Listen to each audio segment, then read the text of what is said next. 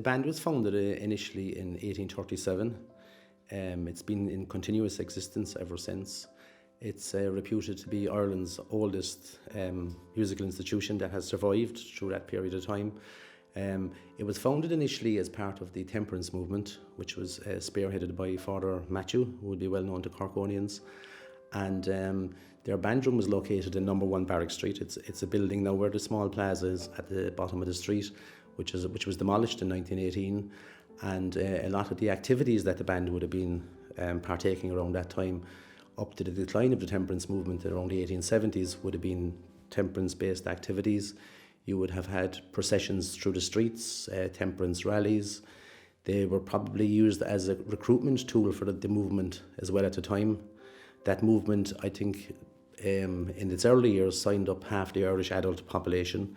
Up to 3 million people signed up in the first number of years of it. So the band would have been very prominent in it, probably one of the main attractions. You're talking about a period in time where there was no CDs or there was no television, so the only real sound that people could hear was a band.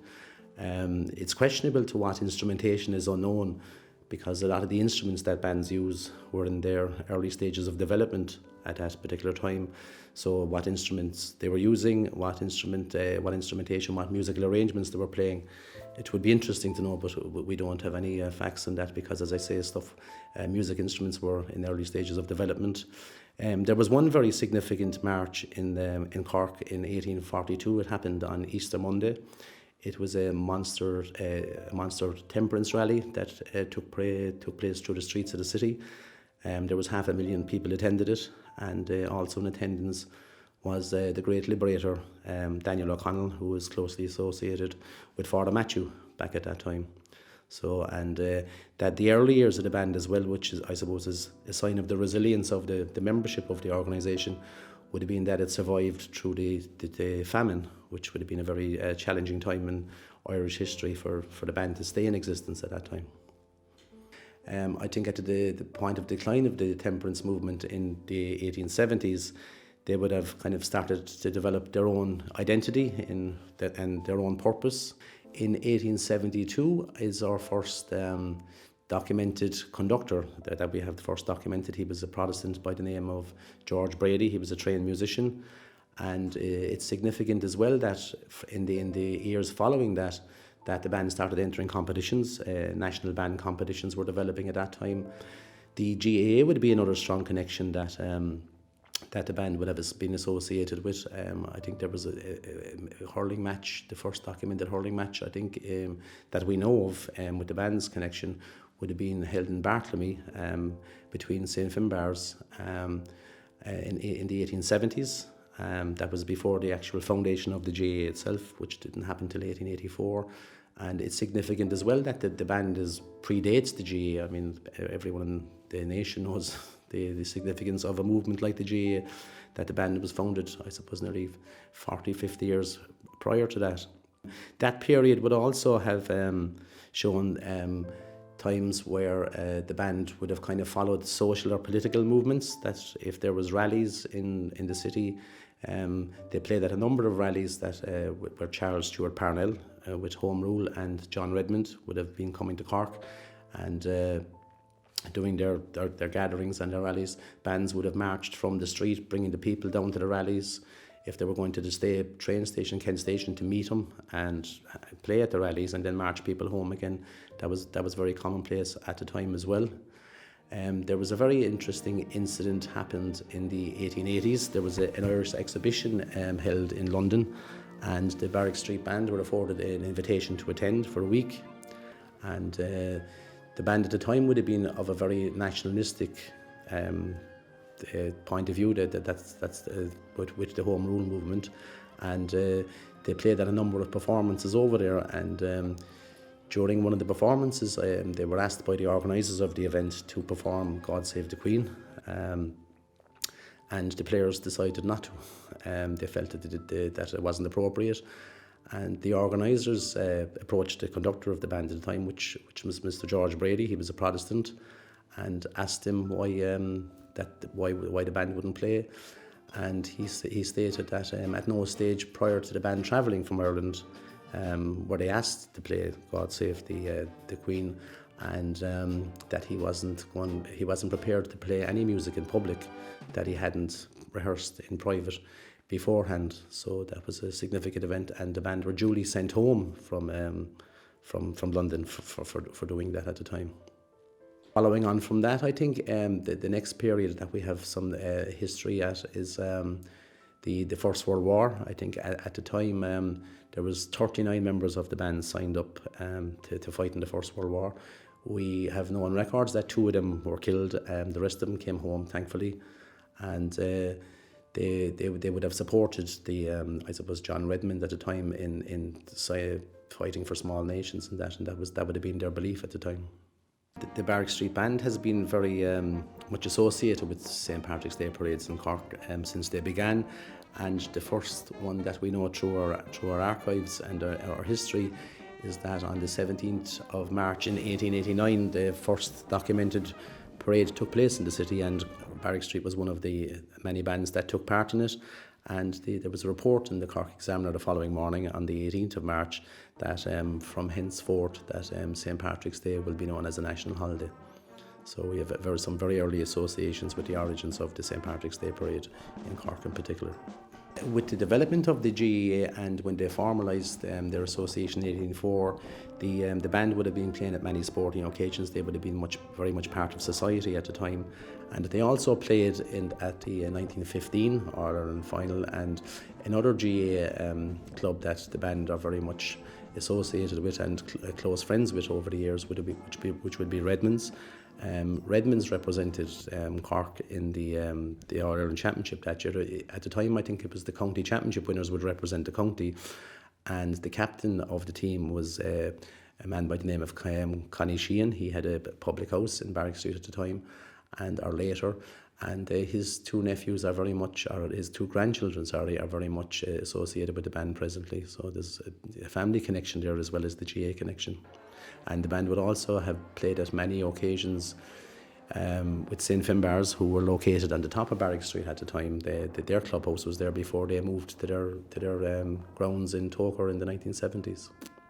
You had the War of Independence, you had the Civil War, you had the Depression in 1929 and the Second World War. But what we do know of the time is that because as a result of the Cork Corporation demolishing number 1 Barrack Street due to disrepair, the band were moving around to a lot of band rooms to try and have their practices, and they finally found their own home, and the members themselves and through friends and support of the business community at the time in particular, I think Brooks and Houghton were very supportive of supplying credit to the band to give them the materials to build. They built their own band room through their own labour and the labour of their friends in Reed Square in Barrack Street, which is still our location today, even though we rehearse away from there because it's too small. But that was the first time that they actually had their own premises. The band has probably, through its history, moved with whatever society changes took place at different eras. And from the 1950s, I suppose there would have been a lot of regattas, processions, performances on the bandstands that were located in the marina, in the Mardyke, etc. And just community events, concerts, public performances at local festivals and fetes, be they at GA clubs or in the churches at the time, in the various churches. And band competitions would have been very prominent in the 1970s. I suppose the band had been doing throughout its history is regenerating its members on a need when it needed to be done. If membership got low, they'd recruit young people, and that would keep them going for maybe a 20-year cycle, and then they'd go about the recruitment again. But thankfully, since 1992, we have been able to maintain a constant education programme, and I suppose we're very lucky today in the sense that we now have 3 bands operating. We have a junior band, a youth band, and a senior band, and we're very much supported in that through Music Generation Cork City, through the Cork ETB and Cork City Council.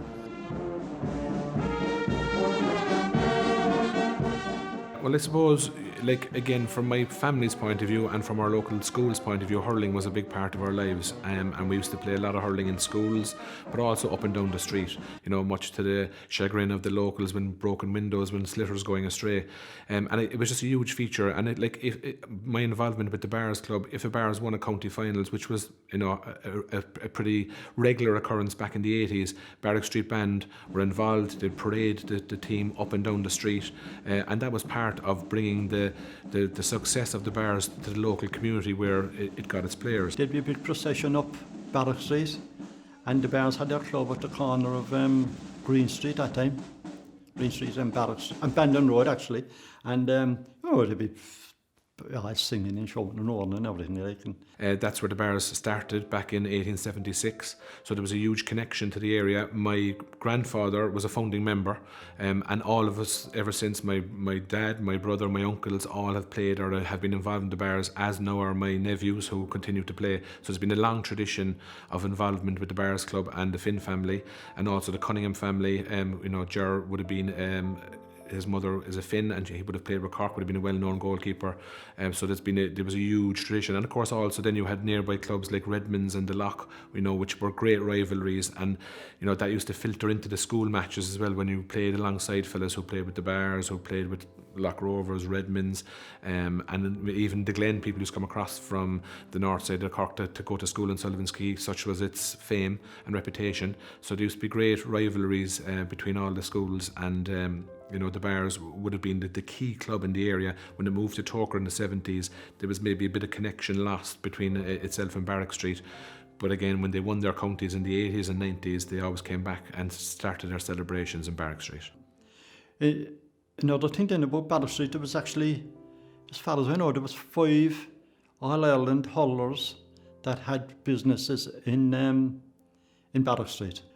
Those pubs now I'm talking about, they had great dart teams and ring teams. Rings was always very popular out in Barrack Street. I mean, so in the South Side Ring League at one stage we had 32 teams, which was a lot of teams in the South Side.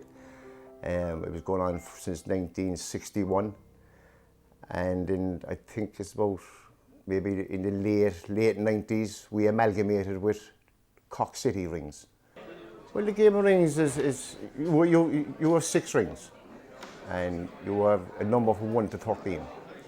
And obviously you go for your highest number when you're throwing the rings. You know, the most popular number would be start off with just 13, 12, 11, and so on, so forth. People throw with hard rings, soft rings, big rings, small rings. You know, if you're to suit oneself, you know. You don't have to bring their own rings, yeah. But at one time, even going back to the late 70s, you played with the house rings. 2 teams played with the house rings. There's 1 set of rings put on a table, and each individual will play with that set of rings, which made the game a lot harder, you know. You have a team game of 5 aside. You could have a doubles game, that was just 2, and you could have triples. Then every twice a year, then you play the singles. Like the A singles, B singles, it depends on what grade you're on. We have 4 different competitions every year. Well, every 3 or 4 months. You have the A grade down to the C plate grade, and at the moment that's down to the semi-final stages. In the next 4 weeks now, we'll have finals, which you have the A final, which would be the top grade. That would be up in the north side. The B final is here, which will be the grade below it. You have the C final in the Friars Walk and the C plate final in the Sportsman's. At the moment, and the pubs in Barracka that's only playing rings is Tom Lynch's and the Sportsman's. They're the only 2 at the moment, where one time we had 32.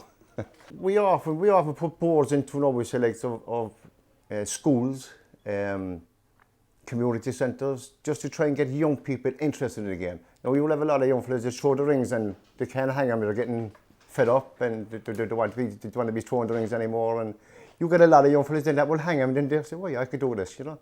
Which is, there is people out there to encourage them, you know.